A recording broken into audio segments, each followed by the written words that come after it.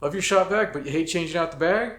Here's a quick tip that makes pulling out a bag that's probably left in a bit too long just a little bit easier. But first, for those not using bags and working in a closed garage, you might want to consider adding one. Without a bag, this pleated filter gets clogged pretty easily and puts additional strain on your motor. When you add a bag, not only are you adding life to the filter and prolonging the life of the motor, you're also reducing the amount of crap that gets exhausted out of here, which means there's less stuff going into your lungs, and who doesn't want that? I tend to wait longer than I should to replace the bag, and so I need every little bit of room to get the bag out in one piece. And what I found is if you take off the hose inlet valve first, that gives you the extra couple of inches, and I haven't had a problem getting the bag out after doing that. The first thing you want to do is disconnect the bag, and then after that you want to take off the hose. If you try and get this out with the bag attached, you'll have a hard time doing that. It's much easier to do if you just disconnect the bag first, and then it just comes right out.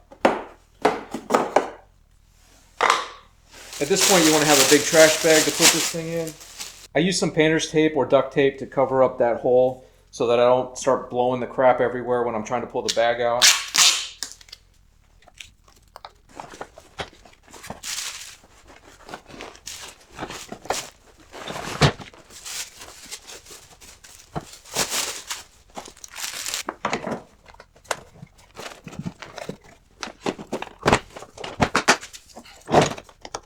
I found that without removing the little inlet from the bucket or the base of the shop vac, I had a hard time maneuvering around, and that part would actually cut the bag and just create a heck of a mess. So this way works really well for me. Well, I hope that saves you some time and maybe from a mess the next time you have to replace your shop vac bag. And if you're not using one, you really should. They're not that expensive, and you really don't want your lungs to be doing the filtering. Thanks for watching, and I'll see you in the next video.